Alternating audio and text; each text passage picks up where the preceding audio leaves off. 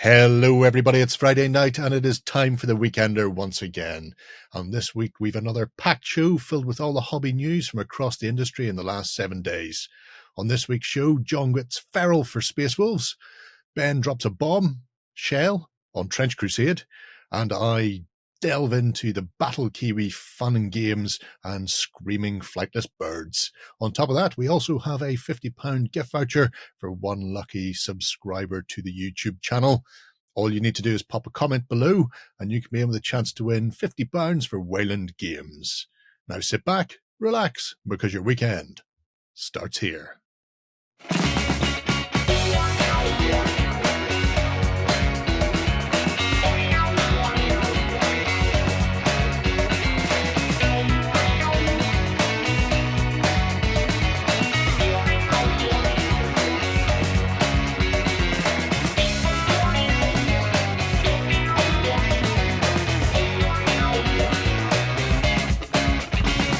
Hello everybody, it's Friday night and Weekender time once more with Benjamin.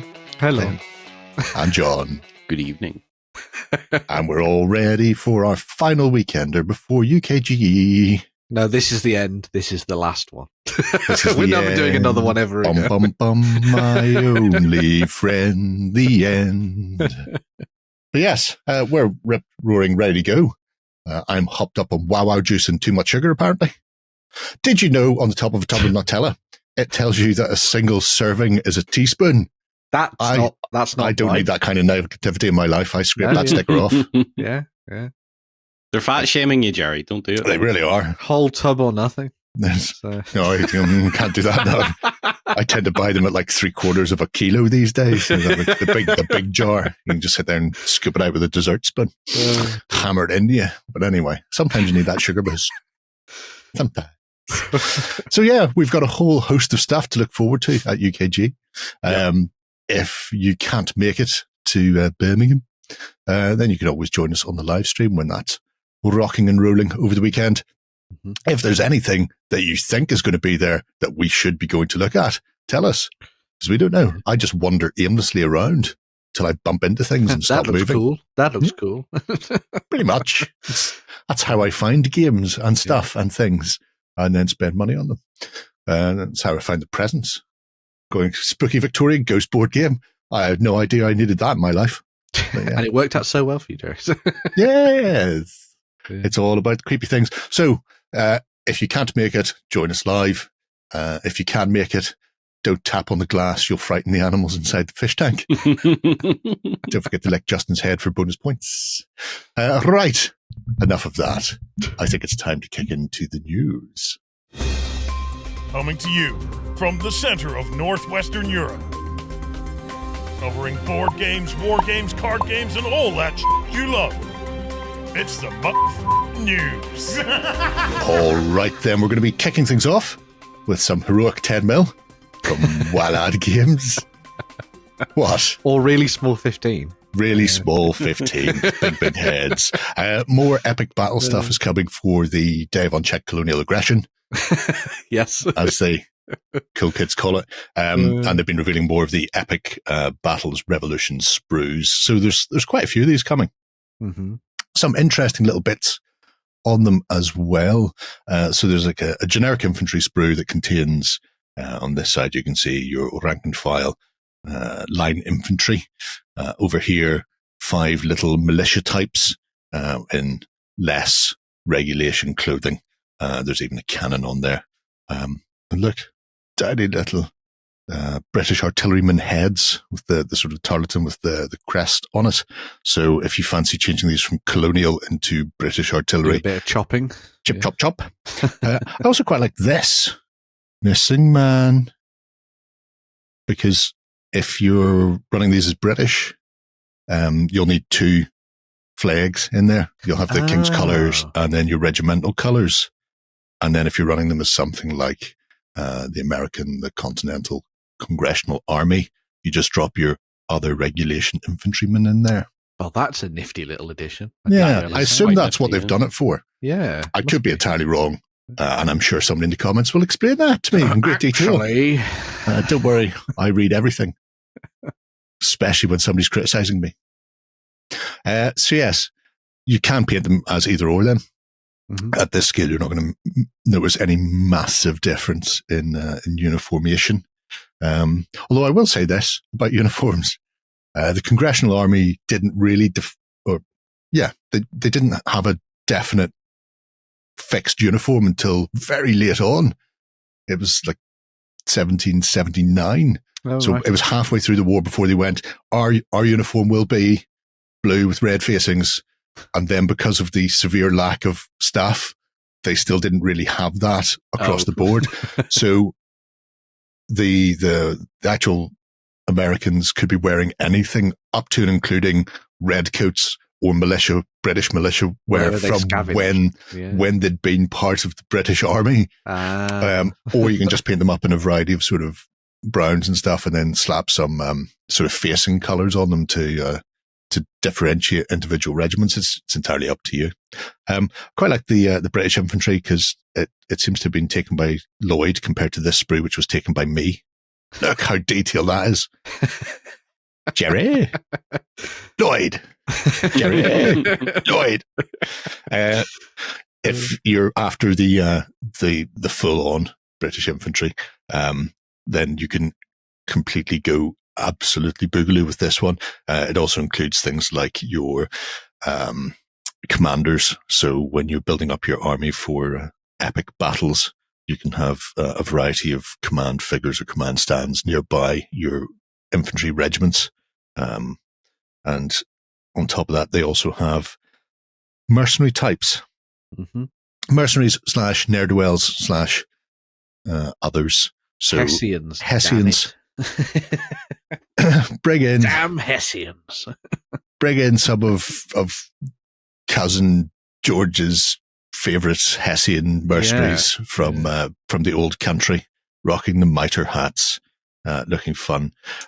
Presumably, they've done these in such a way that depending on whether you're running them as the line, Jaeger, or light companies, you can drop in the relevant grouping into the middle.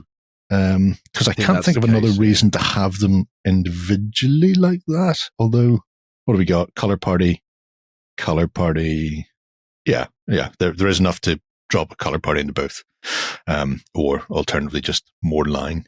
Mm-hmm. So you can do your center or line companies. And also some nice skirmishing Indians as Native well. Americans as well, yeah. So yeah, of which we've all seen Last of the Mohicans. So. I was reading up about what Warlord had said about this stuff. I didn't realize that the Hessians, whilst they were essentially mercenaries, they were kind of leased by states by Germanic states to the British. But if the Americans have put a better offer in, they might just fight for the Americans instead, which I thought was quite funny. Yeah. They weren't over there because of family loyalty. There's a lot of wear and tear on uniforms and musketry. You need to be able to make sure that you're getting the best offer, and whether or not you want to head home or not. And how many of the Native Americans fought for the British because they thought that if they fought for the British and the British won, they'd get their ancestral lands back. And I was like, this does not work how you think it works. No. And that's not going to happen, unfortunately. But not what the British do. No. It's not what they're at home to, no.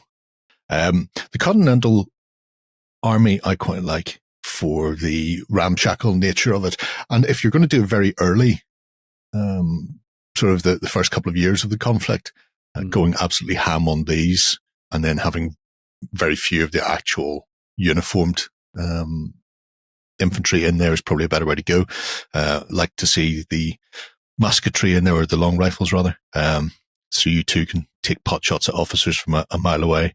And again, a whole slew of additional characters.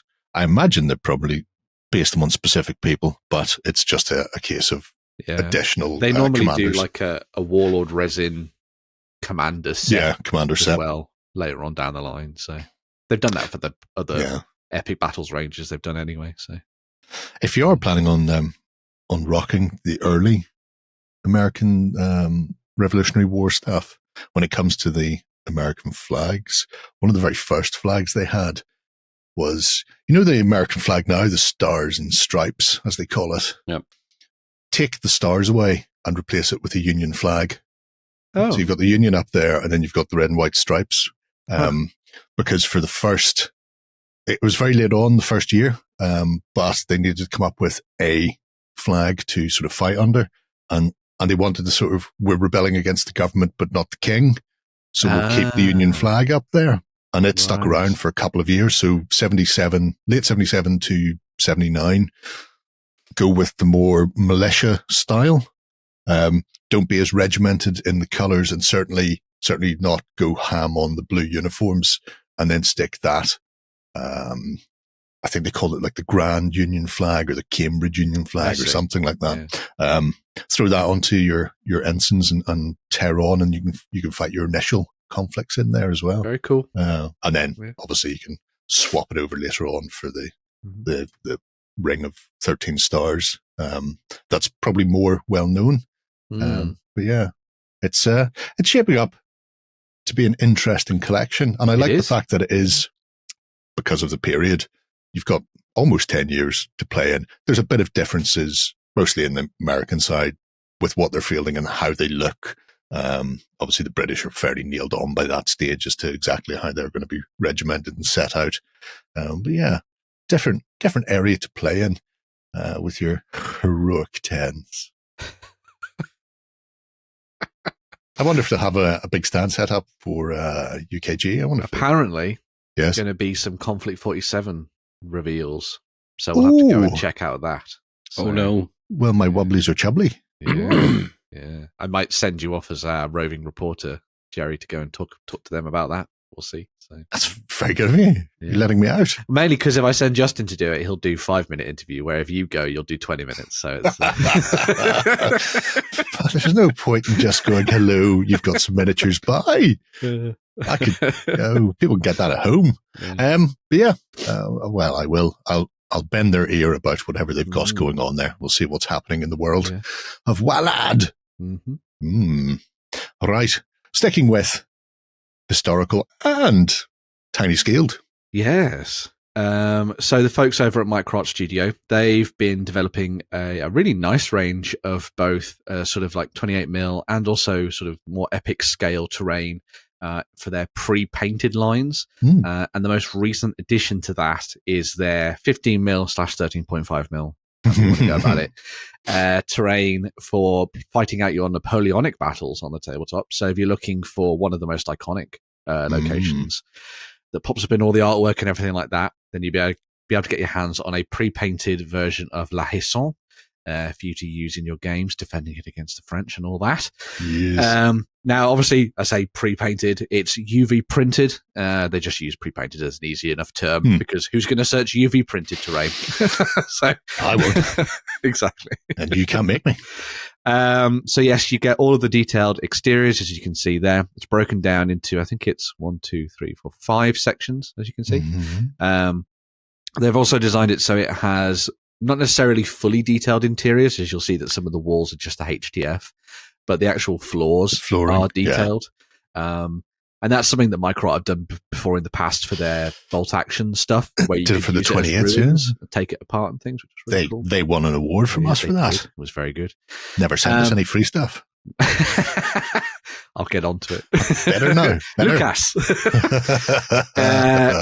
We also have, obviously, the doors that open and close, which is really nice. And they've designed it in such a way that you can put in full footprints of units, so you can do some skirmishes inside if you want to do that as well, which is quite nice. But yeah, removable roofs and all that kind of stuff as well. Scale quite nicely, I think, to the stuff from Warlord for their Epic Battles range, which is where they've kind of aimed a lot of the stuff they've done over the last little while. So if you're looking to get yourselves a very nice HTF kit that should be very quick and easy to put together, just break out the PVA glue and away you go. You can snap this up and get your hands on it right now and use it for fighting out your Epic Battles games against the backdrop of the Napoleonic Wars. They're 60 by 20, aren't they, those bases? I have no idea. I think they are. So if people are wondering size-wise, there you go. It's definitely bigger than 40mm footprint. So if you're not playing epic battles, a lot of smaller scale use 40s as frontages. which means you'll be able to get them in here, because there's nothing worse than getting a nice building and discovering your base doesn't fit inside. My cars can't play inside this building. Oh no. My dolls have to stand outside or hang off a roof. Yes. My war dollies do not like hanging off roofs. It's a really nice bit of kit. Where are your Space Marines? In that bunker? How do you know? Because there's a Space Marine balanced precariously on the roof. So, hanging off the guttering. Yeah. I do like it. It's a really nice set. Yeah. I'm still doing it in tens. I'm still using WoW Fund Peter Dennis's stuff whenever Still I get to mine. But the only question then is, do I go for 10 or 15 mil buildings, or do I drop down to 6? Because it makes more sense to have 6 for the ground scale I'm looking to cover. Because obviously stands aren't individual men, stands are representative of full regiments and that sort of thing. Does Peter's Paperboys do appropriately scaled paper terrain? He does, yes. So you could always just get that and just change the size of the print. Yeah. So, I mean, if he doesn't, you should see the people in the Paperboys group. They do all sorts. Somebody of did a things, Panzer III this week, which was stunning. Cool. In papercraft. But anyway, I digress. Hopefully they're going to do a few more bits and pieces. I'd hope obviously so. If they stick just with Waterloo to begin with, they can do Hougoumont as well. I could see them doing a lot more stuff for Revolution when that finally comes out. So once that drops, they'll come and do some terrain for that, because there's loads of very iconic battlefields, and they could do all the buildings that are, pop up in the artwork and things like that. So yeah, and even just the forts, the wooden forts, frontier forts and the like, that were fun. Prevalent all over. So, and they were used by both sides. It's very easy to slip those in there, and some of them even would do a fair to middling job for the Civil War as well. Actually, they should do the Civil War. There's a lot of very, very, in fact, the buildings still exist to this day. Yes. They were so iconic. It's like, don't knock that down. Somebody stayed there one night. We need to keep it. We need more than just a blue plaque here. There's no point messing around like that. Yeah. Cracking stuff. If you fancy getting into the smaller scale, worth having a nosy at that. Moving swiftly on into the wonderful world of Grimdark. Yes. So there's a lot of companies right now doing alternative stuff that you can use in your games of Trench Crusade. One of the nice things about that game, the hit that it was last year, is that you can just pick and choose whatever you like from all sorts of different places. Kitbash, convert into all the different things that you like. Obviously, we've seen Westphalia doing loads of really nice stuff to kind of sit in against that as kind of adjacent models. A lot of it sort of fully supported by the design team behind that as well. Bombshell are doing their own thing. And Bombshell do amazing miniatures anyway. I think their range is fantastic. I know you've picked up a few bits and pieces in the past, John. From them. Was it Kaylee, the mechanic? Yeah, that was it. Yeah, I think Melee the mechanic. Melee, that was it. Yes, that's the one. I'm thinking of Kaylee because I'm thinking of Firefly. Probably. Yeah, they went through a spate of every time I was on a video wearing the Bombshell T-shirt, they would point it out on their social media. I love it. Never sent me any free stuff. If we're going to make a theme this week, they never sent us free stuff. To be honest, I have no more room in my house for free stuff. No, same. But Bombshell are going to be coming on to Kickstarter this week. In fact, it'll be live at the very time you're watching this. But I thought I'd get in and talk about this because we're obviously going to have a weekender next week. And this is a range of new characters and stuff that you could use to represent a variety of the different factions, I suppose, if you were diving into games of Trench Crusade. Although I think these would probably be quite nailed on, pun intended, for the Trench Pilgrims, probably, in your games. You have the likes of the Quarantasetti, as you see there, which is my favourite type of pizza. Quattro stagioni. It'll be the new Pope for you. Yeah, there's a guy called like something pizza roll, wasn't there, or something? So yeah. There was, yes. Yeah, pizza rolla. Yeah, but the Quarantasetti is sort of like taking the idea of it could have been a human at one point, but I think it's actually some kind of failed experiment that they've twisted and warped with all sorts of different things and divine blessings and judgments and manifestations. I mean, you can see what they did wrong when this experiment got free, because they didn't get her heart. Yes, they've now they clearly tried everywhere else. Yes. No one read Nosferatu. Yeah, as I said, sort of takes Stigmata to a whole new level, all those holes. But yes, so a really nice miniature there. It'll be a nice centerpiece for you to use in your games. They've also got the Corpus Dei, which is, as they say, known as she who sees clear or blind. And she's a little bit of a sort of trench ghost almost. So the kind of vibe they've done for her is that she stalks through the trenches, hunting down heretics. And then cleaving them up, as you can see there. They've said that they view her as like this weird, misty type individual that kind of has the feel of like creeping mustard gas and stuff like that. So really lovely, really grimdark. Very Silent Hill vibes coming off of her. Exactly, yeah. Especially with the kind of like the sort of like crown of spikes and stuff. Blindfold coronet, yes. Yeah. If we can get a big pyramid style helmet on one of these, that'll complete the look. So, yeah. And then we also got to look at a few more of the slightly more rank and file stuff that you'll be able to pick up for the for these ladies. Again, kind of like in that sort of like trench pilgrim vibe. So you have the progressors here, which are a few more of your battle nuns with those really big rifles, as you can see there, and that kind of World War I style. World War I British style anyway, as well, as I suppose you'd say. Really like the design of these again. Like all the wrappings and stuff on them. And then you've got the kind of like little charms and radix and all that kind of thing. And then they're still continuing that look of that sort of like halo of spikes for all the different characters. Oh, yeah. Anybody getting a Glasgow kiss off these are head for a world of pain. Yeah. And designed as a multi-part kit as well. So this is going to be a fully 3D printable set of stuff that you'll be able to get from Bombshell. And then you can obviously print it off at home and design them how you like. We also got to see a few more of the painted examples as well that popped up, sort of giving you an idea of the kind of schemes that you could go for these. I think a lot of people have been really having fun with the kind of hobby element of Trench Crusade more than anything else at the moment, because, obviously still waiting on the full rules and everything for that game to come out. But a lot of people enjoying sort of painting a little bit haphazardly and just going wild with all the weathering and stuff. And so this gives you the opportunity to do that kind of thing. And you could obviously copy this scheme, or you could go for something a little bit different, depending on which way you wanted to go with it. This kind of builds on stuff that we'd seen a couple of weeks ago, maybe a month or so ago, from Bombshell, where we got to look at a few more of the different characters and stuff as well. So this was when we got the look at the Moni Alice Superior. I'm saying that right, obviously. And more of the sacred Costelera. So some really nice stuff there. She's either doing a little bit of flambeing with that weapon, or like, just creme brulee. Crisping up the top of a creme brulee, yeah. Or she's burning a heretic, or both.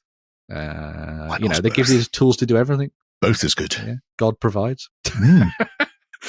And a whole bunch of other bits and pieces popped up as well. So we got to see a few more of their other characters. Well, she's not going to be a stealth character anyway, is she? That's true. Yeah, you'll hear her coming. Yeah. It makes it more fun. Yeah. And then these are just a few more of the rank and file. Again, using the kind of same bodies, but with different weapon options. So these are sort of flamethrower options for you to choose from. Oh, I hadn't even realised. So, yeah. Same body type. That's your body type. And then the weapon options, you've got the option of flamethrower or refill. Yes, cleanse with fire or shoot them and ask some questions. Interrogations, perhaps, yes. Did someone say Inquisition? Possibly. You never expect them. So, yes, this Kickstarter will be live as of now, so you'll be able to go and check it out. It went live earlier in the week on Wednesday, so you'll be able to come and check this out for yourself and see what you think of it. Dive in, pick these up, and obviously get them ready for your games with Trench Crusade. Although, of course, you could obviously use these for a variety of other things. These would obviously be nailed on for making a slightly more sort of, I guess, like historical, weird, grimdarky take on the Sisters of Battle, if you wanted to take it that route. You could obviously keep a lot of things like the crosses and stuff like that, and that would all still be pretty nailed on for that vibe anyway. But yeah, a nice little set of stuff for customizing and kit bashing. Yeah. I mean, if you're a Mordheim fan, using these as a basis for the Sisters of Sigmar, you just need to remove the ranged weaponry, and lean into smashing people with hammers, which at the end of the day, isn't that what we all like?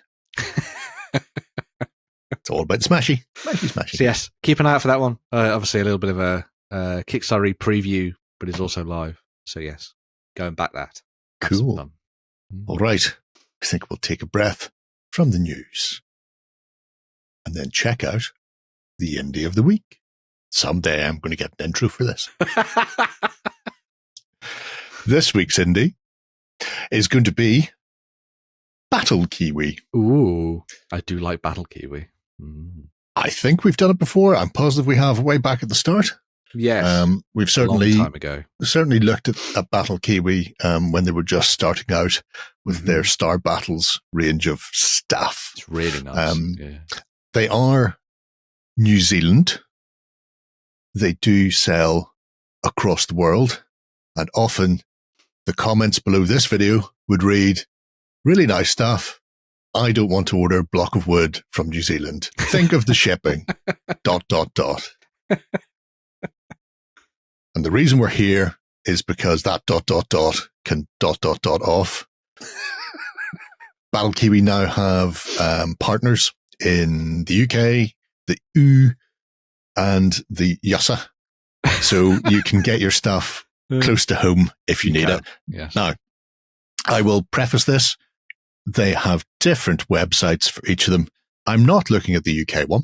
I'm looking at the main BattleKiwi one. You will find slight differences. So maybe Sort of the what's full on offer. range Yeah. isn't available at all the places yet. There are some things in here that are like the 3D prints. They contain some merchant licenses that obviously BattleKiwi have for New Zealand, and you may not find those in America, say. Now, what he does do is he lists all of the creators / designers that aren't him. So if you Great. see something here in New Zealand and then go to the UK site and go, oh, they're not there, you can at least find out how you can get them closer to home. So we're here so we can take a look at the full panoply, which is a very nice word. And we'll kick things off with the terrain. So sci-fi terrain has expanded somewhat. There's a lot going on. And it's quite diverse as well, depending on the game you're playing. Obviously, a lot of this will work beautifully for any hard sci-fi game. So Codely Blade, Infinity. If you fancy doing a bit of Dead Zone, throwing some things in there, there's some really nice stuff. And like a lot of creators these days, the mix of acrylic with wood is really sort of lifting to a whole new level. It's really nice to see that kind of stuff in there. Yeah. Yeah. And I love what's going on here for a couple of reasons. I like the clean, hard sci-fi look. Mm. I'm just fed up seeing everything muddy, grey-brown, covered in skulls. Especially if you don't happen to be using it for 40k. That's the most egregious thing. So many creators do stuff for 40k because it's the biggest market, and then it means if you don't play that, or you're trying to play something like, oh my god, The Legend of the Oberfiend, you're trying to play something like Infinity on it, or Cyberpunk Red, things like that. They just look so wildly out of place that it hurts me to the very core of my being. So it's really nice seeing the stuff here that they've done for Alpha City, and they've done quite a substantial amount, from comms towers to the big hollow billboard. And in fact, some of my favorites are the billboard sets, because if you're playing something that's very cyberpunk and sci-fi, being able to go in here and do these is great. Fifth Element Agency, love that. The Mr. Blade Shiny, Running Shop. Yeah. I like the Homer Simpson in the background. Yes, Mr. Shiny. I mean, these are just cute as. Interesting thing, they are just laser cut acrylic. So it does point out that they don't come like this. They come just engraved. And then he mentions the tip that I use, which is crayon it in with a wax crayon and then rub it off. So it does just say below there, it will just come engraved and then color whatever color you want, which is why I have a box of 12 white wax crayons from Crayola, because you can never go wrong with white. But, being able to go in there and color yellow, blue, whatever, just takes you a couple of seconds, and then rub the bejesus out of it with a bit of cloth. Screaming for an LED kit. Oh, yeah. Those are I mean, screaming if for you're a LED capable kit. and competent, I'm neither of those things, so I'm going to stick with the wax crayons, John. Mhm. But yeah, I can imagine the lights behind them, little LEDs here or there. Because you can get that kind of flickering look that you get Mhm. in all the sort of classic cyberpunky style things behind the signs and stuff. That's Yeah. nice. Yeah. The Riot Grill roast house, Hackmart, Hack Better. So yeah, I love the ad displays. Where's my big one? Which would be particularly fitting to go along your Spetsnaz coffee, McMurrow, a beast of a burger. You know, it's all good. And of course, the top of this is some sort of landing platform for spinners. Oh, I should buy some Blade Runner spinners just so I can set them on top there. Because you'll have a drive-through in the future. You just need a landing pad. Fly through. Yeah. Yeah, people come down. Yeah. Big extractor fan. And this, the fact that you can then decorate and add stuff to the top of it, gives you that sort of mall vibe. So you can expand out with the range with other bits and pieces there. So it shows the sort of modular versatility of it. Yeah. Either car park or part of a larger shopping complex. It's one of the nice things about picking up stuff that's slightly more. It's not just boxes, essentially. It's slightly more detailed. Is that it kind of it gives that lived-in feel to your tabletops, and I think it elevates them just that little bit more from kind of like what you'd expect from a table where you're like, okay, we just need something on here that's going to give me some cover. But suddenly, if you've got loads of things that your players are going, oh man, that's really cool. Oh, I like that joke and all that kind of stuff on the terrain. It sort of like engages you more, I think, in what you're doing. I am still a massive proponent of the idea that a really badass battlefield to play on would be a sci-fi superhighway just covered in traffic and things like this, where you're like leaping in between, like you just want to do that bit from Matrix. The Matrix Reloaded. Yeah. Everything else about that film can go in the bin, but the highway scene would be great. It was the coolest car chase. Yeah. Seeing how that was filmed was very cool. I love the bus shelter using that what they call it, the living hinge, so that you can curve the perspex around. Very nice. Of course, they call it a transport shelter, not a bus shelter, but still. Hello, people running out of the shelter. They may give you a cover bonus, but people can still see where you are. Be better. If you've got an AP rifle, you can go through that. Yeah, oh god, yeah. So Alpha City, whole host of really nice pieces. I mean, nailed on for infinity, but any sort of sci-fi thing you want to do. Stargrave. Yep. Yeah, everything. All of those futuristic sci-fis. If you want to have a road grid for some reason, don't know why. Where we're going, we won't need roads. Won't need roads. Yeah. So yeah, that is that's the first of the sci-fi, the Alpha City. There's quite a few of these. So I won't go through them all in huge detail, but we will have a quick squeezle through each of them. And I'm going to start with Rumble Dome, because obviously it's very Infinity based for people who like to play Infinity. You also have the potential to have your Aristea arena and concession stands. So that's the one I want there. That's really cool. So you can buy some of these. You can buy a few of them just to decorate your Aristea pitch, or if you fancy having the actual arena within the middle of your game board. Super cool. Fighting downtown. I'm looking at this going, those hex-based things means that I could put my hex-based Dreadball arena down and have some stands. Yeah. Look, even got turnstiles to get people into the Rumble Dome. That is a really nice set. I love that. Yeah. And matches in with the Conley stuff so beautifully. Yeah. So if you do fancy doing it, look at all the seats. You could make a full city with this stuff and all the different districts. Yeah. You could be downtown checking out a game. Imagine playing Infinity where you're having to dodge around the Aristea board because fight has spilt over through the doors, and then people are up hiding in the seating.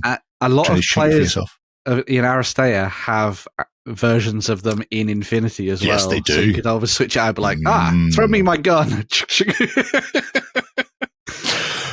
Or, stat up if you do. I mean, probably not going to happen because Infinity players are hardcore. But for people who like fun in their life, an Aristea match is taking place, and all of a sudden an Infinity game kicks off, and then you've just got to stat up the Aristea players without their general weaponry. So they've got their regular sports gear on. Yeah. And have to go in there and start slamming people with shields and stuff instead of actually taking people's heads off with boarding shotguns. I absolutely adore that. It's beautiful. Skylabs is actually a different creator. Okay. I've had a look around.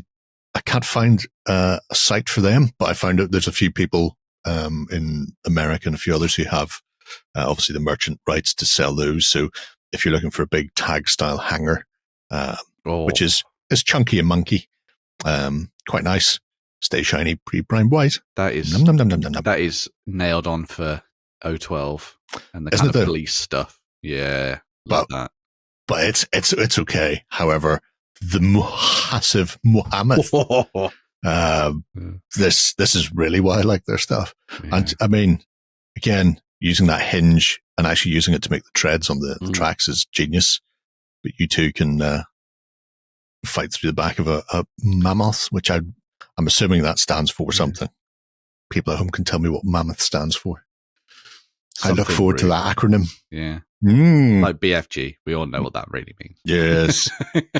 Big friendly Jerry. Yeah. What I really appreciate about the stuff that BattleKiwi does, and I know that a lot of other creators are kind of doing, like Brutal Cities are doing similar stuff, is they're filling a gap left by Antonocities or Antonicities Workshop. Because when they went, we lost a lot of the really nice terrain, really nice vehicles, all that kind of stuff. And obviously they did a lot of their things in resin for the most part.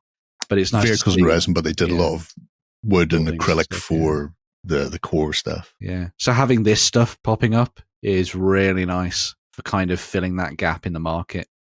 And it should probably fit quite nicely alongside what you've probably got from Antonocities or Antonicities, however you want to say. So, yeah, very cool. And I mean, for fans of the Grimdark, they do have some bits and pieces that will work for that as well. Yeah, very good. Well, that is essentially a boarding action set. Yeah, pretty much. Yeah. Lovely stuff. Yeah. Very simple to build. In most cases, it's just walls hook in to the pillars. So super simple, barely an inconvenience, and should also store away very flat. An advert for painting things with spray cans and airbrushes as well, because it'll make all that come together really. Spray can and a sponge, John. Yeah, you're right. Yeah. I wouldn't even bother with an airbrush. Too lazy. Spray can. All that Jesus done very quickly. I reckon. Yeah. Get in there, sponge it, move on with your life. So that's the sci-fi type stuff. Now, Star Battle is obviously for the likes of Legion. This is the stuff we initially discovered with them, and things like the shield generator and the landing platform. You would not believe how big that thing is. It's an absolute brute of a bit of kit, and also is designed in such a way that you can remove pieces. You could take the AT or ATST sort of boarding point away if you wanted, and just have the landing platform onto these bottom pieces. So you can mess around with it. There, you see it there. Everything's dropped down a level and then put in the stairs. So there's a lot of modular options with the landing platform that gives you elevations that you don't often see. Now, does a Lambda shuttle fit on the top? That's what I want to know. Probably not, because they are massive, but I don't think they've made a Lambda. Yeah. However, the big Skybus thing that they have made for Legion will fit on that. Cool. The Lone Star's Winnebago. Yes. Yeah, it will fit on it. Yeah. Also things like the little plasma toppers that you can put on top of the things to turn them into some sort of energy pylon if you're not using them as actual standing uprights. Shot by a swooping X-Wing. Or a sci-fi lighthouse. Yes. Yes. Letting people know to keep away. That's cute. We have those. Yes. The big shield generator as well. Did we use them for when we did the Legion hobby weekend? Was that what we just? Yeah. Yeah. Very cool. Oh, They're on a forest moon there. Yes. Yeah. The sanctuary moon. I like that the radar dish has radar dishes. Yes. Yeah, but you need to focus your radar dish into the radar dishes. Yeah. We heard you liked. So we ... Yeah. Oh, the laser turrets. Oh my god. So good. It's a really nice, compact, easy to put together set. Things like the bunker is a nice break of a thing for when you're playing. Solo including layer stuck in there. Yes. Getting shot at. Yeah. You two can set up your little terminals inside them as well. Just nice little touch. Very functional. Looks great on the table. You can get it on the table in double quick fashion as well, which is what I want in life. Close the blast doors, mate. Close the blast doors. Open the blast doors. Close the blast doors. Close the blast doors. So yes, so that's your sort of sanctuary set. There's only one place for the outer rim, and I'm just saying now. So we're on Mustafar. Yeah. Don't visit there. Yeah. No good will come from it. Yeah. You do not have the high ground there. No, but it does look imposing. Is that out front? Is he waving goodbye to the caretaker? Yeah. Waving goodbye to the visitors. Bye. Come back. See you soon. And then, because of the way it's been constructed, you could use them as individual modular components as well, or just have it dominating the skyline. The welcoming, keep the home fires burning, just like my legs did, feel of the castle. With the fact that Legion's getting its sort of resurgence this year with all the new starter sets and things like that, we'll have a lot of people, especially those people diving in at kind of that recon level, which is the slightly smaller tabletops and stuff, wanting terrain to kind of bulk that out, and this would be perfect for that. So, as far as the fantasy stuff goes, there's not a huge amount. Some of it is your generic pieces that you'll find in the historic as well. So flat MDF, rivers and ponds, the portal, tree bases, and then the church and gravestones. We'll see those anyway. The portal pack is why we're here. Well spotted, Ben. Yes. I mean, that's not creepy. No. Send somebody through. Have we a halfling? That does need LEDs. We need a halfling to go through first. I don't know what he's asking. Send Johnny Porkins through. But an interesting little, could be centerpiece. Yeah. Could be defined. Or could just be tucked in a corner. We don't talk about the portal until we're near the portal. Yeah. Oh dear, what's on the other side of that? There's a rog ball on the other side. Oh, the worst. My absolute hatred of rog bells. Like I say, for the historical side, it's more of what we've seen. So brick walls and fencing, bag of rubble. Little rubble mix packs, which are handy for both decorating the stuff you can buy here or just for basing and doing your own terrain. I always find they're quite good for if you're doing if you're playing on a game mat. Sometimes when you set on your terrain, it feels kind of like it doesn't mix in. If you throw like little bits of rubble around the bottom of the buildings, kind of make it feel like to set it. Yeah. Remember how obsessed the boys were with rubble mix for years? Yeah. I mean, I'm 100% on board with it. It's a pain in the backside to clean up. Yeah. If you ever go back and read Old White Dwarves, Jervis and Andy Chambers, they did the initial battle reports. They did the very first battle reports for White Dwarf, and they were forever using sand to make roads and sand around buildings and stuff. And the studio kept telling them off and eventually hid their sand on them. So they couldn't do it anymore. The sand gets everywhere. It's coarse. I hate it. Yeah. I'm going back to my big palace on Mustafar. It's very clever. No sand there. No. It's all liquid. Yeah. Black ash, which is totally different. Totally. Gets into all his filters. Different. Really nice little church, barns. Hunt down a ne'er-do-well priest in there in your medieval games. Yeah. I mean, they mentioned that this would be good for Waterloo, but I mean, I think all of these are nailed on for World War II quite happily. I saw that and thought immediately that it would be a great base of operations for resistance fighters in World War II. Joe, in my head, I was thinking you could hunt down some resistance fighters through there you go. So I was supporting the resistance. You were hunting them down. Yeah, you took it from the French are the good guys, and I took it from the Gestapo were coming. And there I was, hiding in the basement with a copy of the Madonna with the big boobies. I will say this only 15mm has a little mini version of the self-same Good Alliance building, but also some bits and pieces for Team Yankee, so the Yankee billboard and city runes. Well, the city runes could, at 15mm, I mean, you use those for anything, World War II as well. Yeah. There's nothing particularly going to push your way. You can just go, it's not an office building, it's just it could be an office building or it could be a factory building, you know, some sort of industrial mill or a hotel. Once you get in there and just start leveling the place, it's all the same to me. Say hello to Berlin. In 1945 and 1986. Yep. Yeah, very true. No point in rebuilding, lads. We're just going to flatten it again. That's how it goes. So that's the sort of scenery side of things. There are a couple of other pieces that I do want to mention. If there's a shortcut for closing all my tabs, by the way, people, tell me below. And not Alt F4, because I've tried that. It doesn't work. They do have a selection of tokens that they make for a variety of things.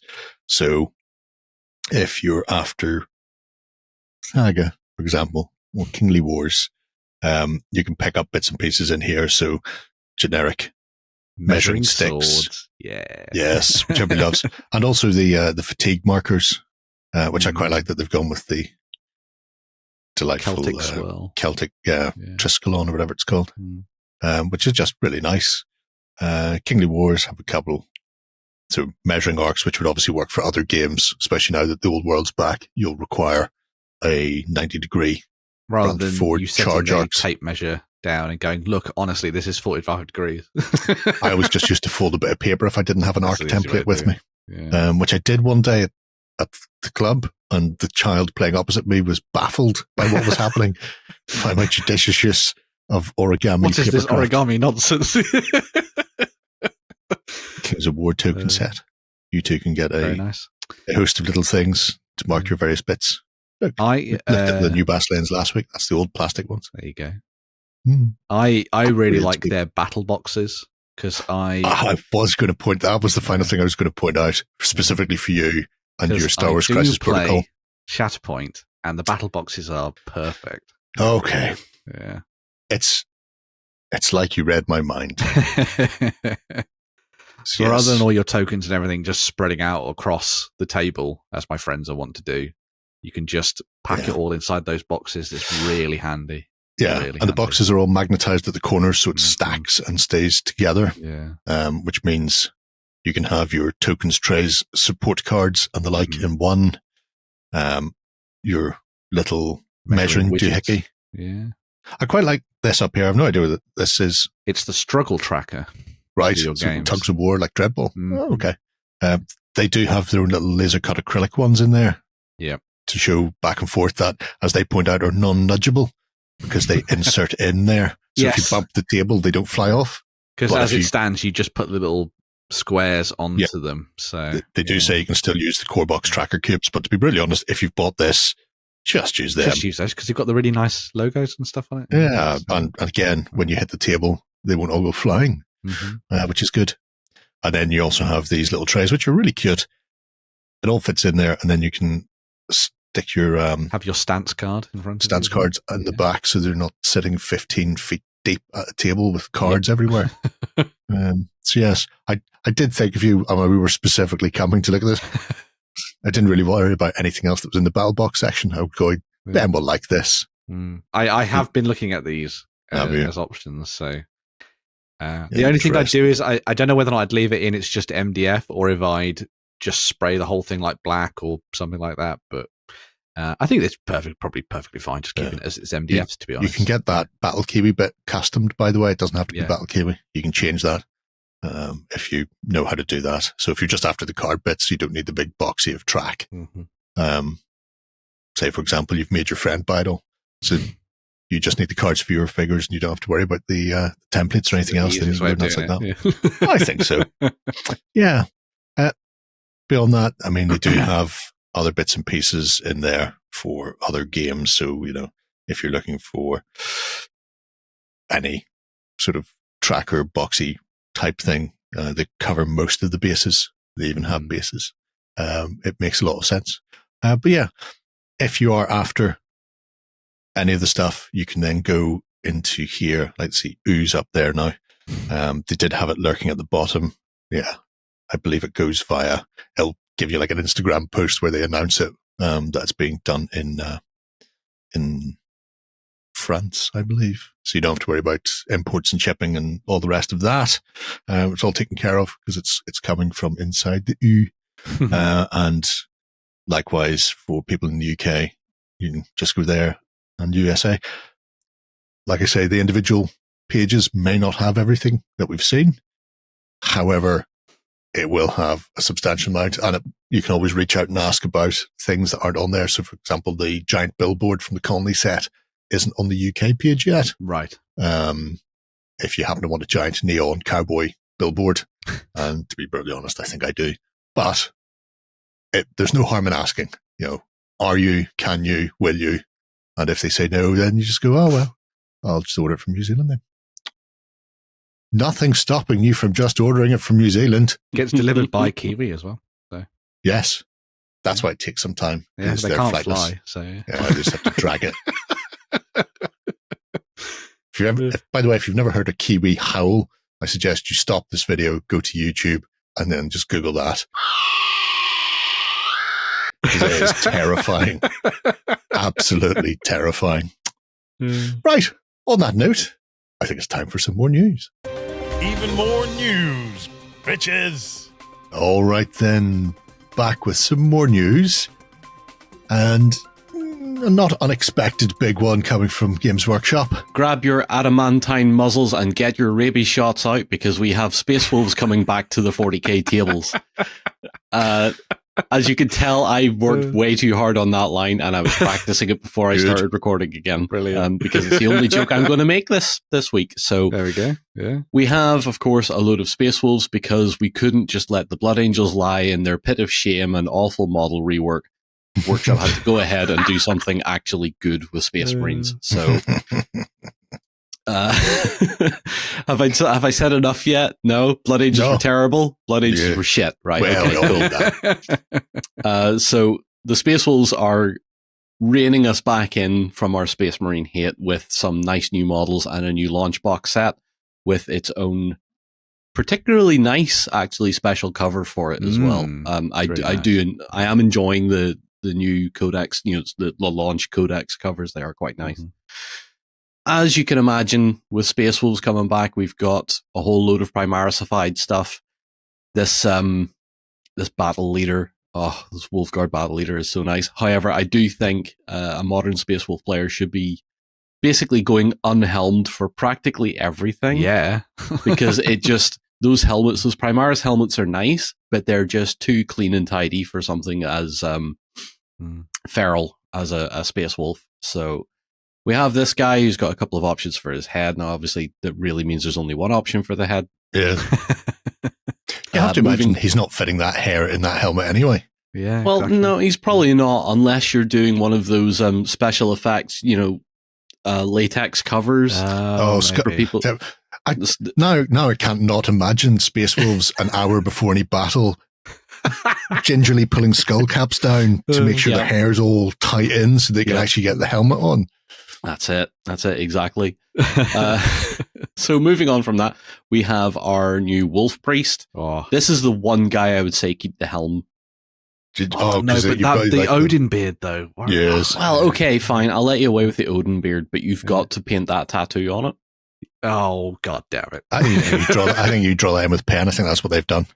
Broke out a micro pen and just a couple of lines and some triangles. Bish, bash, bosh. But the best bit is he looks very like Ulrich the Slayer. Yes. he has that vibe about him, which is nice that they're keeping that sort of older style going on there. Like, they're not changing the aesthetics of the wolves; they're just adding a bit more into the modern scaling, basically, for it. Yeah. So they're nice. Next, Wolfguard Head Takers. Is this a new unit? I've not heard of Head Takers before. Yeah, this is me not being a wolf player, though. They're new elite options for the Space Wolves. Kind of think of them as an analog of Blade Guard veterans for regular Space Marines, but with the twist that they've got slightly more of that kind of lone wolf vibe from previous editions of the Space Wolves. So they in the older editions, the lone wolves would normally have like a Fenrisian wolf partner. They've kind of just taken that idea and run with it, with the idea of it being three of them. Turn into a pack. So, a pack of them, yeah. Yep. So it's a very sort of like Black Templars Crusade squad as well, but you just remove the initiates with wolves. Yeah. Well, there are no wolves on Fenris, so yeah. They're still initiates. No, apparently they not. just went very wrong. So the head takers are all looking pretty good, and then we have two of our staple units as well. So we have the Grey Hunters, which are your normal guys, your normal angry Marines. Again, there's not a lot to really say about them. They're basically the same aesthetic as the previous edition, and even they're just blowing up to Primaris. Yeah. The thing I quite liked about them is that they've got some options in there for the classic helmets. So you've got those in alongside the Primaris one. So they've just carried them through in their kit. But then their weapons are bolt carbines, not the new bolt rifles. Bolt rifles, yeah. So it's the classic weapons, but everything just embiggened. I'm assuming then that they can still fire those one-handed and use melee weapon like they could in previous editions then. Yeah. Still got vroom vroom chainswords and everything. Yeah. So, I mean, why wouldn't they? And then we have, after that, the Blood Claws, which are your newer guys. These are the guys that have just been brought up to full Astartes kind of thing. And yeah. Send them on their way. There's a nice beaky helm in there. I like there that. is. One of the things that's gone with what's happened with the Space Wolves over the last week or so is that we saw some leaks as to what data sheets are going to be available as part of the codex, and a couple of characters have gone. So Lucas the Trickster isn't in there anymore as an actual character, but if you look at the guy who's the leader of the Blood Claws, that's very much Lucas the Trickster. What I did notice there, and I'm not sure if it's definitely different. The Blood Claws have the more older style armor. It's still Primaris scaled, but it doesn't have as much of the embellishment as the standard Primaris, because the Primaris ones you'll see on the last image as well. They have the little bits above the knee guards, which are gone on this kit, and they're almost more like Firstborn, apart from the backpack. They're pretty much Firstborn. That greave of the old, the full greave up without the older mark of armor type. Yeah, without a joint in it. There, without the joint for the kneecap. Is very, very reminiscent of it. In fact, there he is up front. We don't have to look at the back, smaller one. Look, big one at the front. They do just look like they've inflated. Yeah, the Firstborns. Yeah. Well, we've got a lot of armor. Nice. Why throw it away? It looks a lot more traditional, and I think with anything like the Space Wolves in particular deserve to retain a bit of that more traditional kind of look. There's a lot of 13th Company kicking around out there who would be really appreciative of any handoffs. That is the focus of my Space Wolf army, 13th Company. So I'm going to be rocking these. So of course we have the Codex cover. I just like it. It's nice. Like the recent Guard one with the Death Corps front and center. Yeah, that's great. I have that as well. It's really nice. They're still doing the repurposing of older artwork, but they're choosing really nice options for it. Which I think is always helpful. So, I wonder who did that art. It looks like the touch of Carl. Kapinski did do quite a lot of the old stuff for them. He did. Very true. Yeah. We also have the new Crusade book. Armageddon. It's not on Armageddon, which is a shame. Another war of Armageddon. We've got a fifth war of Armageddon.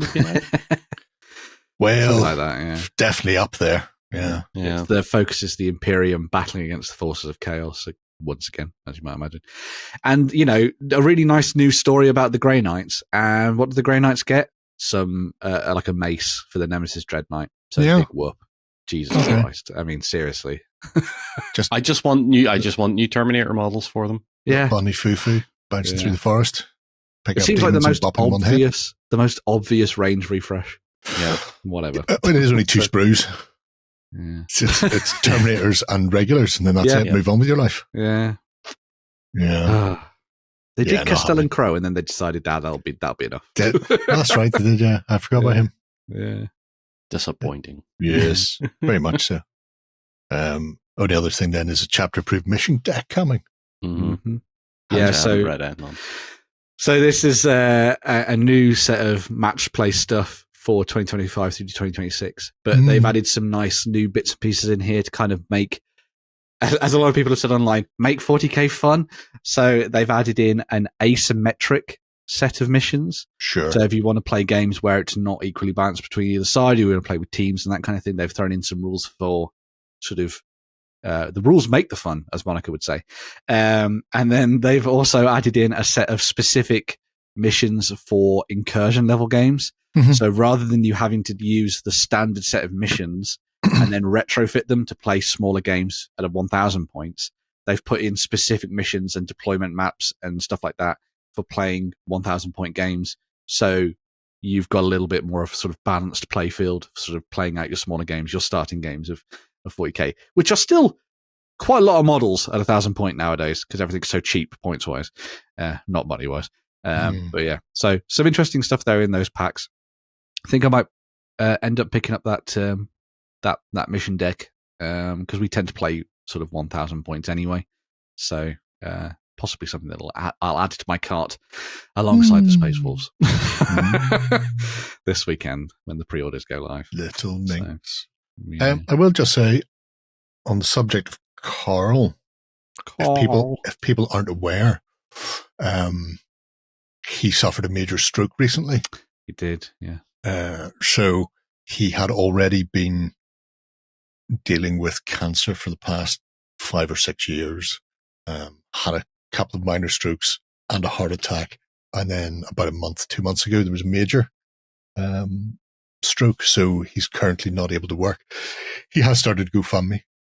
I will throw it out there if people are appreciative of Carl's work, if they want to support him while he's trying to deal with that. Because we'll put the link in. It's a shit thing to happen to anyone. And obviously people within our hobby will know Carl's work from a multitude of some of the best artwork. Yeah. And not just Games Workshop, but he's been prolific for years across the industry and comics as well. So Kapinski and Smith, 2 of my favorite Warhammer artists. So. Yes, indeedly. Yeah. But yeah, I just thought I'd mention that since I saw that cover and think it's his. Hopefully he gets well soon and can return to the painting. Yes. All right. Moving away from the Grimdark. On to whimsically grim weirdness. Whimsically grim? Grimsicle. No, that's Quar. That's Quar true, is Grimsicle. Yeah. But Malifaux is equally weird and whimsical in cases. So you might remember that a couple of weeks ago, Malifaux, Wyrd mentioned that they were going to be doing a 4th edition of Malifaux, where they were going to be coming back to the game, revamping it, updating it, making it slightly more appealing to newcomers. So when you were diving in, you weren't suddenly hit with a wave of keywords. Oh my God, where do I go? Where do I go? Where do I begin? What does my faction even mean? This game takes 4 hours to play. What are you talking about? All this kind of thing. It's a skirmish game. And so they've been sort of going back to the drawing board, and, you can actually dive in right now and start playing the beta rules of the new edition of Malifaux, and feed back to the designers and the creators and see where they're going with it. But obviously with the new edition, that means new box sets and new ways of entering the game. And so that's where we're seeing a couple of previews of some of the upcoming core sets for Malifaux and sort of where they're taking things. So the first one of these that they showed off is Pandora Despair's Desire.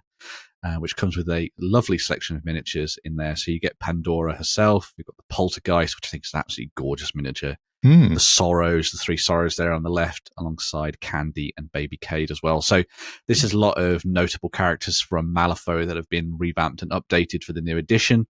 There will be plastic, but unlike the starter set, yes, these won't be pre-assembled. You will have to build these. So these are hard plastic. These are hips rather than the sort of softer board game style. Yeah. So that's something that's already come up because they do mention that assembly is required on the box set. So that's kind of a sort of guide to where they're going with this one. But the other thing they've done is that you'll notice that they have the word, whoa, just written on the box set. That actually has a meaning. So that's one of the keywords for the faction. And it means that when you buy the box, you'll see the keywords on them and go like, so if I get this, I can lock this in with these characters and it'll give me benefits and that kind of thing as you build up your forces. Okay. So it's a little bit more beginner friendly, which I think is a really nice way of approaching things. So as well as seeing Pandora Despair's Desire, we also had another look at another core box that's going to be coming out. So this is Seamus the Last Breath, which is, again, Seamus is a familiar character amongst the world of Malifaux and Wyrd's creations. Very much a sort of take on the sort of Jack the Ripper style addition to the world of Malifaux. And the box set comes obviously with Seamus in there. Alongside the Copycat Killer, you also get Madame Sibel, and you've also got the Dead Doxies in there too. So if you're looking for a slightly different vibe, obviously go for this one. Again, comes with that keyword there as Red Chapel, so you know kind of where you're focusing your stuff when it comes to buying new miniatures to bulk out your crew, your Malifaux crew.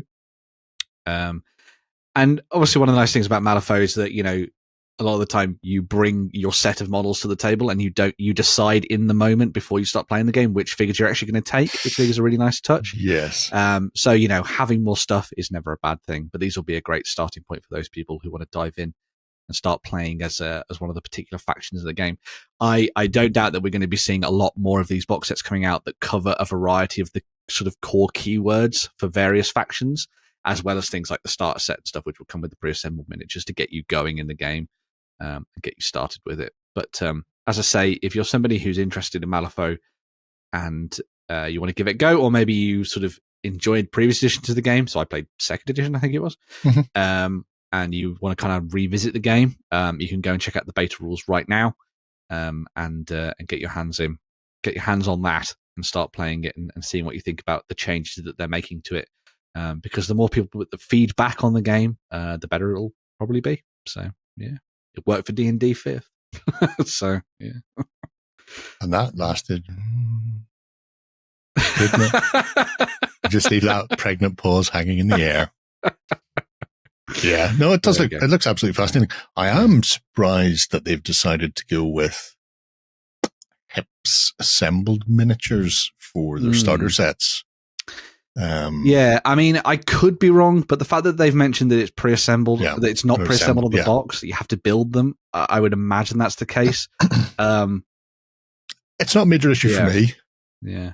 Well, no, but obviously Wyrd miniatures have a notoriety, shall we say. They do, but that is by this stage 2 editions old, that's possibly true. Close to 3 now. Yeah. So you're looking at like a decade since the infamous "you want that finger on that hand there, don't you, Sonny Jimbo?" construction. So potentially their sculpts have and their production have changed in such a way that it's not going to be as big a pain in the backside as it is. Obviously, a lot of people coming into it were surprised, shocked. These days, a lot of miniatures, though, are almost like 3D jigsaw puzzles. So I don't think it's going to be as much of an issue. I built some of the older Marvel Crisis Protocol miniatures. And they are fun.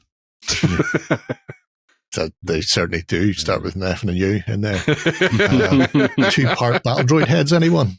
Is that what we're thinking of? Yeah. And that's in Legion as well, which is smaller and more annoying. But yeah, anyway, we'll see how things pan out. I imagine we'll not see the last of the single piece, so Oh, pre-built sets anyway. But I do like how they've added in the keyword big and front and center on the box. Yeah. This is what you're buying. Yeah. You've got whoa, Yeah. which is handy when you're putting together your faction, and then you just look for other woes out there.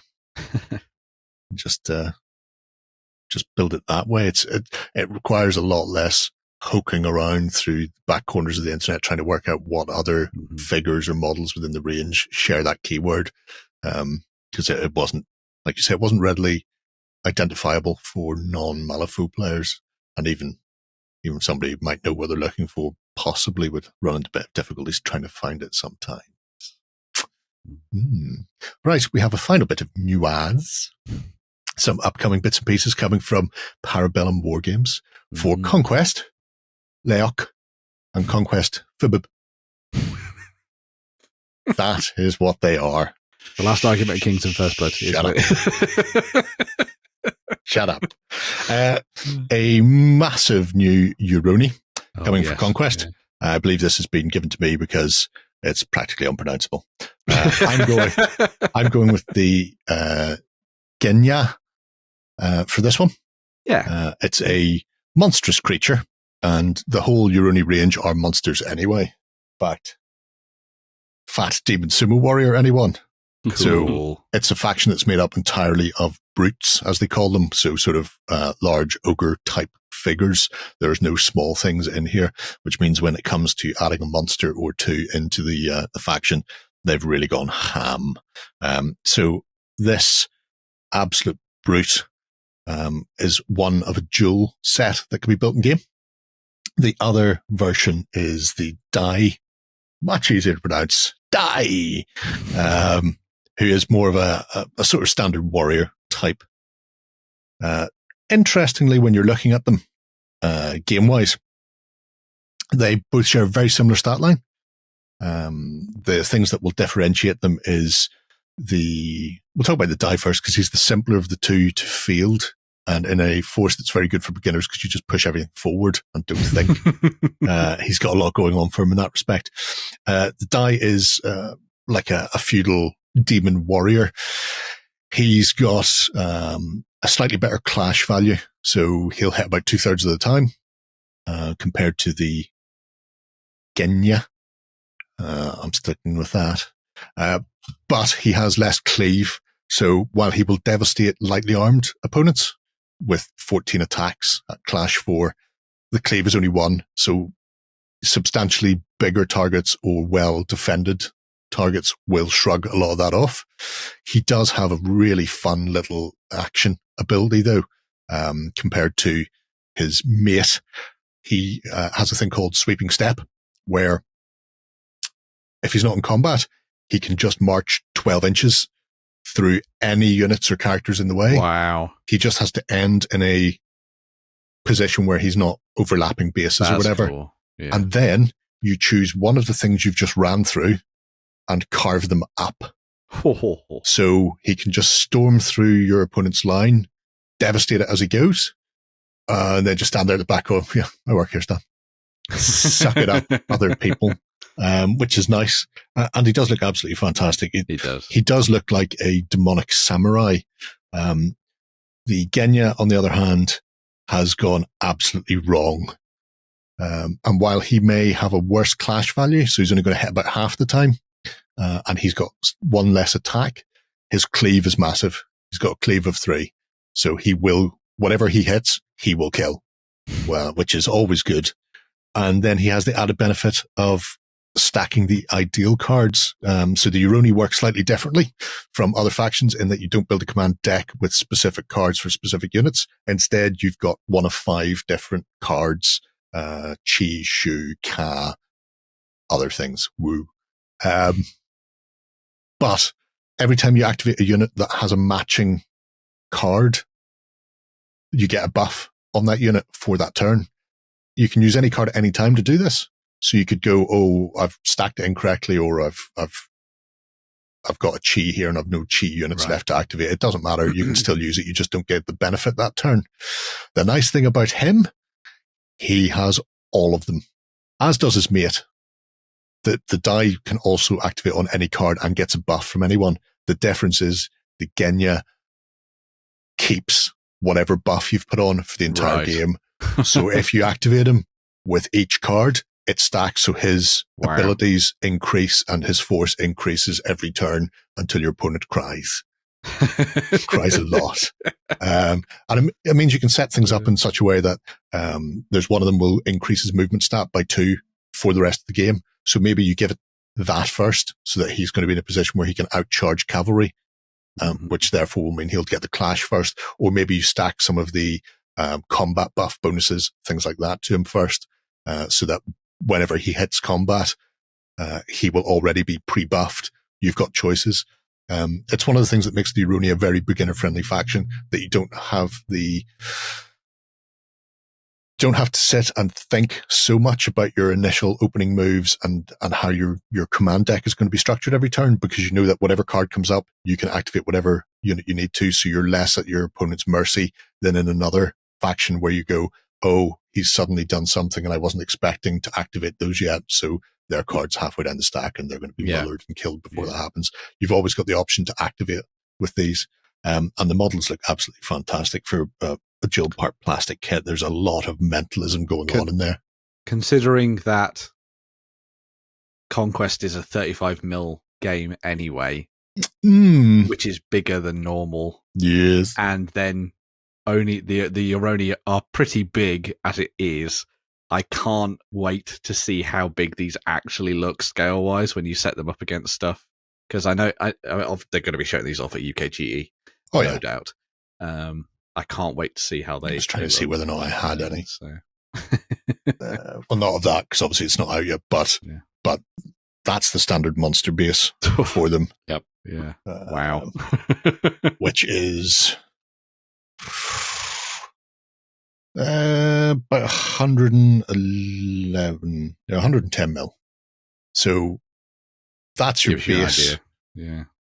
It looks like it's going to absolutely dwarf that base. And they do like their massive monsters. I mean, the big kickers, the abominations and the like are absolutely beautiful. The Quattle, which I looked at this week for the Wadrun, their big flying thing, is absolutely massive. And good crack. And to be fair, it's not alone these days in taking to the skies, because they've also got the Pteraphon. What? That's how it's pronounced. Yeah. No silent P here. No, P. Pteraphon. And the Pteraphon is terrifying as far as monsters go for the tabletop. I don't know if this is a dual kit. It might be, he said in a high questioning voice. Because recently the army builder was updated with a desolation beast, which doesn't currently have an image. So it didn't say it on the web store, but maybe it will be in the future. I don't know. But who knows? So we'll ignore the desolation beast because I can't be 100% certain that it is the same kit. But this was made to fight dragons. And then the dragons woke up and they went, oh, we've gone on holiday by mistake. So instead, it has become a monstrous winged thing to allow them to survey the battlefield. And gameplay-wise, it's fascinating. It can lay in there and do a bit of damage. It's got 10 attacks, but it's only got a clash of 2, so it only hits a third of the time, 2s or 1s. So not great as far as hitting things go. Now, if you do happen to dive bomb somebody, it does have 6 impact hits as well. So you have the potential to take out small things or maybe rout small things. But really where it comes into play is using it as a surveyor, as it's supposed to be. So it can fly, it can barrage from the sky. So it's volleys 3, so 50% headings with 10 attacks for the barrage. So it's much better as a ranged target. But it's when you start adding in all the other weird stuff it can do. So while it's up there with its neural link, other units within 8 inches roll 2d6 on their charges and pick the best. Right. So it's going, oh, there's a unit over there. Yep. No, 45 degrees to your left. Yeah, charge. Which that's cheeky as be damned. And with an 8-inch range on it, and it's going to have one of the large bases as well, you should be able to get 2 or 3 units that can all benefit from that. which is terrific. It also has an ability called Eye in the Sky. So while it's up there, after it's activated, you can draw a command card. And like I was saying about building your command deck, if the command card belongs to a regiment that is arriving as a reinforcement, it can immediately activate and get a vanguard move of 4 inches. So it can increase its march by 4. And again, when you build your command deck at the start of the turn, you know that unit's coming on. Therefore, you know you want the surveyor to come first, then that. So you immediately get a double bump. So you're going to have an extra activation that your opponent's not going to like, and they're going to move further up the field or come in from the flanks that they weren't expecting, which is just terrific. And then the last thing it does is it has a thing called Pharaoh Trail. So obviously this blobby monstrosity here with all the bits hanging off it. Look at those Pharaoh glands. Wouldn't want it spurting all over me. It has 3 abilities at the end of its action it can do as a free action. So it can still fire, it can spot, it can call people in, it can designate targets like some sort of terrible super flying machine. And then at the end, its pheromone gland can burst all over your opponent. And they do different things. So you've got 3 options. You can heal, you can increase one of your friendly's march or resolve characteristics, so make them either faster, or if they're already in combat, make them more resilient so they're not going to get rolled over. Or you can corrosively spew all over an opponent and give them induced lethargy, which reduces their defense, which makes it easier for you to damage them because they're all too tired to lift their shields up and block it. So as support characters go, I never thought a giant flying dragon space lizard monster creation would be a support character, but there it is. One thing I was thinking as well is that these are the normal kits for these.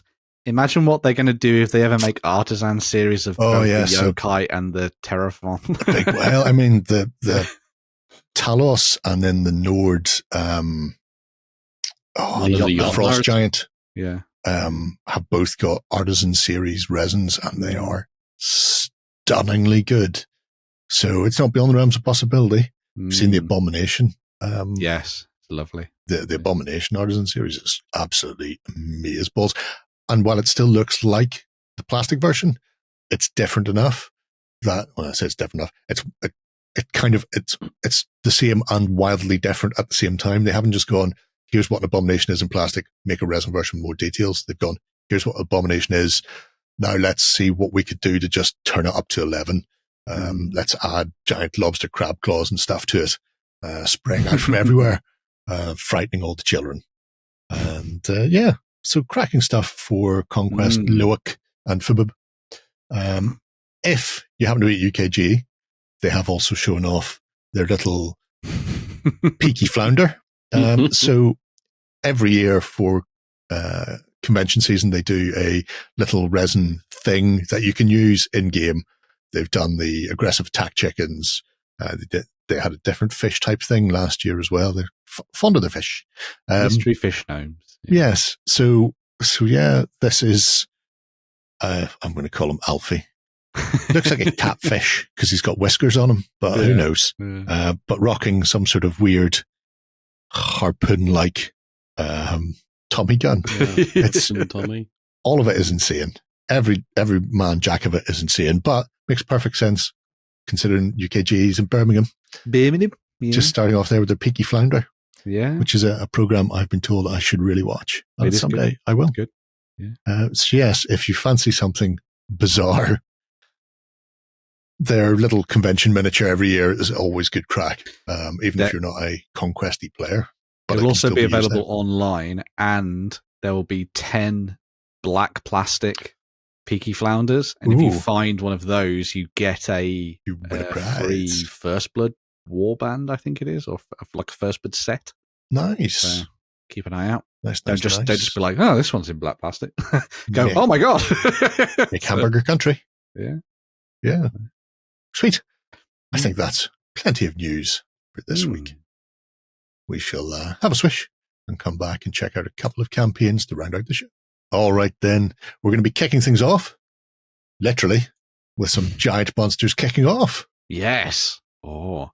So Restoration Games, who are known for bringing back classics from the past and putting them back on the tabletop, are now live with their excellent new Kickstarter campaign for Battle Monsters Godzilla X Kong times Kong. What does that mean mathematically? Who knows? I don't want to see their baby. But this is taking legendary, quite literally, monsters and dropping them onto the tabletop for a little bit of Battle Royale-esque over-the-top action and epic scenes forthwith. There are a couple of different options for you to choose from when you're diving into this game. You can either go for picking up a set with things like King Ghidorah and Godzilla, or you can have Kong himself and Mecha Godzilla. There's even a Mothra expansion that you can throw in there as well for those people who want to take to the skies with their dusty villains. But yes, big new box set has been designed for solo play. You can also play at 1v1. You can also dive in and play 3 or 4 player team battles if you desire as well. This feels like a little bit of a salve, a potion, a tincture to help all those who were burned by Monster Apocalypse and want to actually play with massive kaiju style beasts on the tabletop.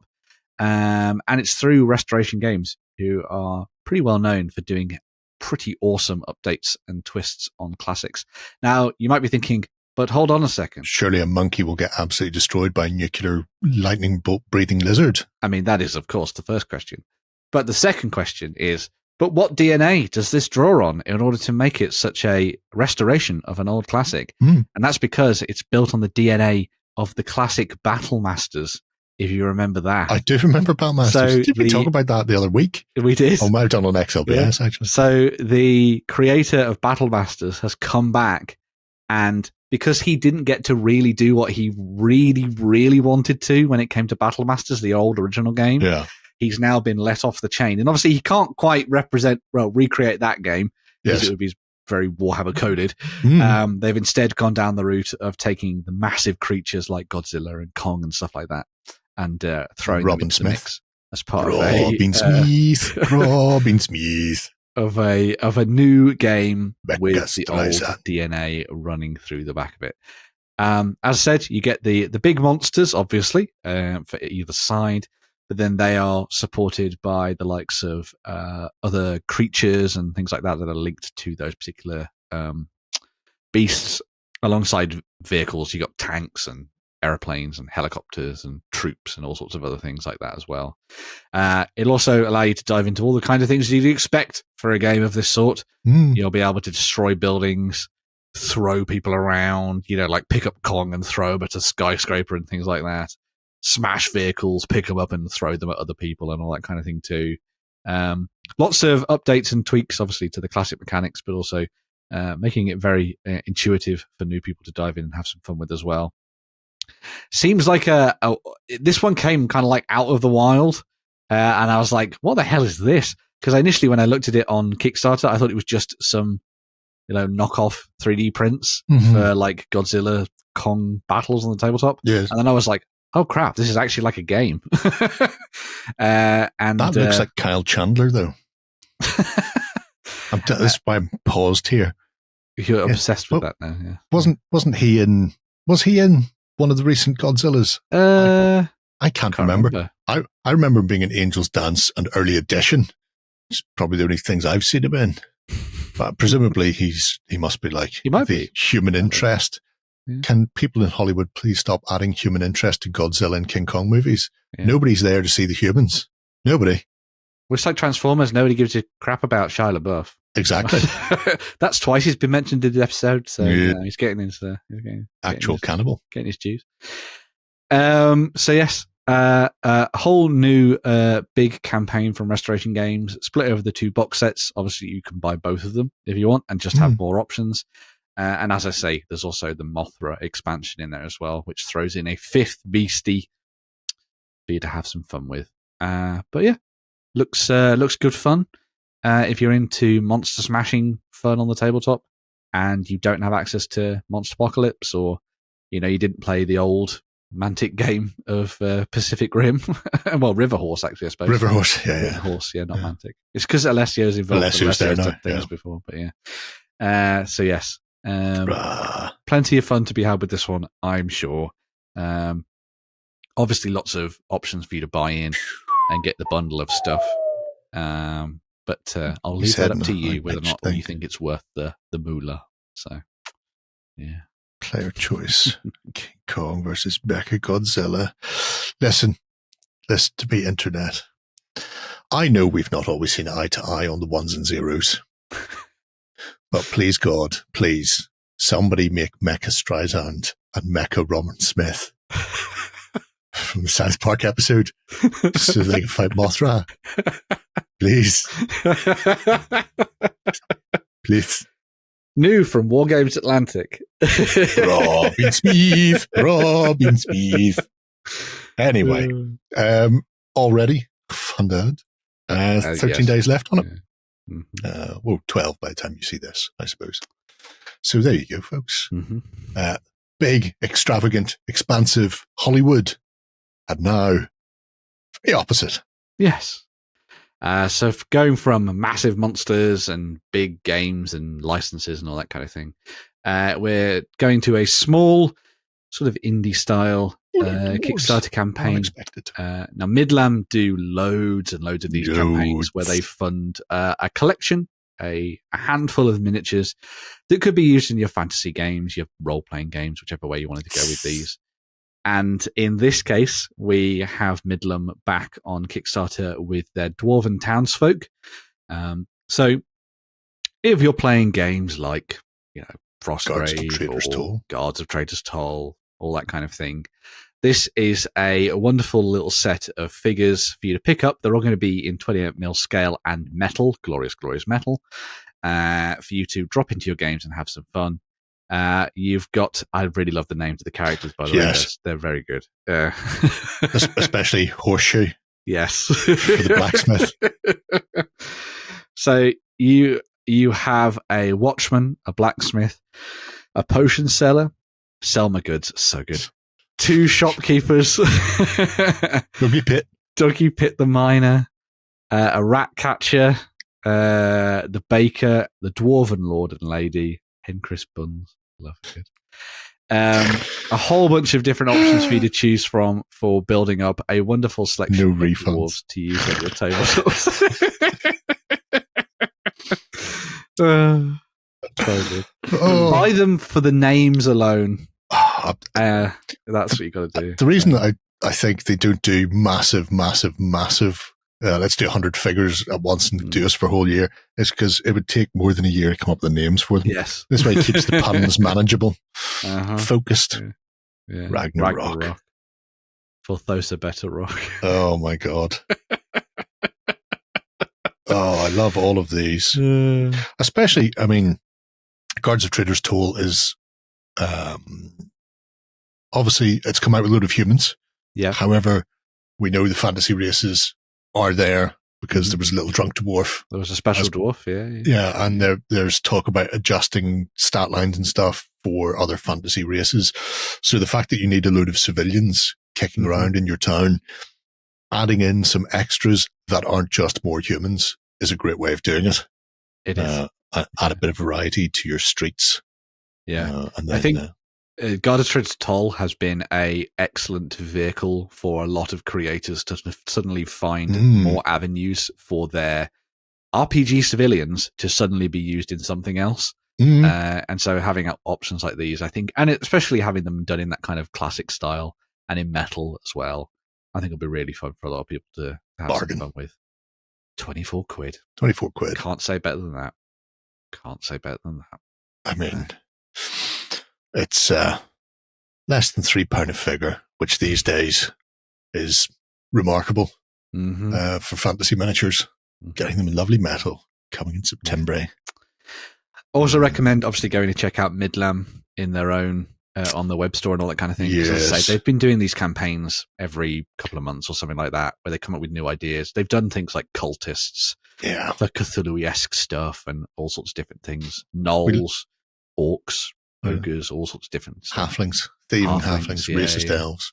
We looked at them a couple of years ago as an indie, and even then we couldn't touch the sides Yeah. because there was so much there. Yeah. Maybe revisit it at some point in the future. Possibly, yeah. And then try not to replicate the things we looked at last time. I'll have to go back and find that one, see what we looked at, and then pick entirely new. Because when you go into each range is absolutely brimming full of stuff, and all of them are brimming full of character like that. So yes, cracking. Yeah, absolutely cracking. You've got to be quick if you want your dwarfs in time for September. There's only 3 days left on that. 2 days left. Yeah. Yeah. So yes. Be very, very, very, very, very quick. In fact, pause now, go back that, 24 quid, get in there, and then come back and I'll say goodbye to you. Back now. Well, that's us done. Another week over. We won't be here next week because we will be doing the UKGE, but we will be back on Sunday for XLBS if you fancy a gentle meander through hobby to set you up for a week without us, you poor sods. Then come and join us over at OnTableTop.com. And if you're not already a cultist, get a 30-day trial. Until we see you again, have a great fortnight of gaming. Bye-bye.